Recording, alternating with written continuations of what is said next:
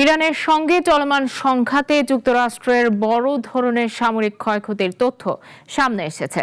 মার্কিন Congressional research সার্ভিসের প্রতিবেদনে বলা হয়েছে, যুদ্ধবিমান ও ড্রোন সহ অন্তত ৪২টি সামরিক প্ল্যাটফর্ম হারিয়েছে বা ক্ষতিগ্রস্ত হয়েছে যুক্তরাষ্ট্র। একই সঙ্গে অভিযানে ব্যয়ের পরিমাণ পৌঁছেছে প্রায় $৩৯ বিলিয়ন।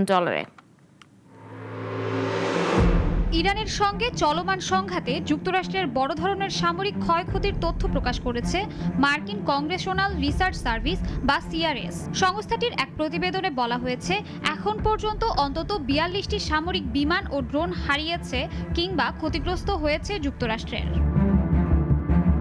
প্রতিবেদনে উল্লেখ করা হয়, সংঘাত এখনও চলমান থাকায় এবং কিছু তথ্য গোপনীয় থাকায় প্রকৃত ক্ষয়ক্ষতির সংখ্যা আরও বাড়তে পারে। সিআরএস জানিয়েছে, তারা বিভিন্ন সংবাদ প্রতিবেদন, পেন্টাগন এবং মার্কিন সেন্ট্রাল কমান্ডের তথ্য বিশ্লেষণ করে এই হিসাব তৈরি করেছে।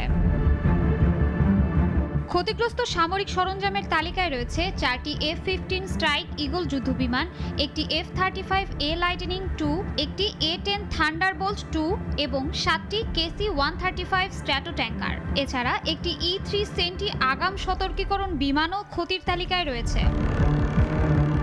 এছাড়া দুটি MC-130J কমান্ডো II বিশেষ অভিযানকারী বিমান, একটি HH-60W জলি গ্রিন II উদ্ধারকারী হেলিকপ্টার, 24টি MQ-9 রিপার ড্রোন এবং একটি MQ-4C ট্রাইটন ড্রোন ক্ষতিগ্রস্ত বা হারানোর তথ্য প্রতিবেদনে উল্লেখ করা হয়েছে।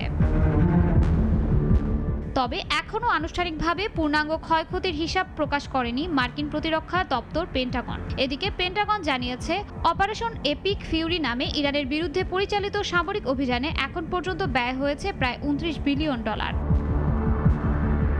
পেন্টাগনের অর্থ বিষয়ক প্রধান জুলস হার্স্ট তৃতীয় জানিয়েছেন, ক্ষতিগ্রস্ত সামরিক সরঞ্জাম মেরামত এবং নতুন সরঞ্জাম প্রতিস্থাপনের কারণে ব্যয় দ্রুত বাড়ছে।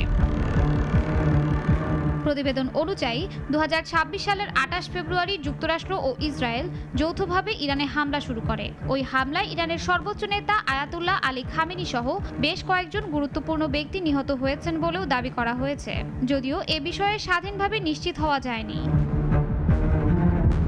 অন্যদিকে ইরানের পররাষ্ট্রমন্ত্রী সৈয়দ আব্বাস আরাকচি সামাজিক যোগাযোগ মাধ্যম এক্সে সিআরএস এর প্রতিবেদনটি শেয়ার করে বলেন, এই যুদ্ধ থেকে গুরুত্বপূর্ণ অভিজ্ঞতা অর্জন করেছে ইরান। একই সঙ্গে তিনি হুঁশিয়ারি দিয়ে বলেন, ভবিষ্যতে যুক্তরাষ্ট্র আবারও হামলা চালালে আরও বড় ধরনের প্রতিক্রিয়া দেখানো হবে।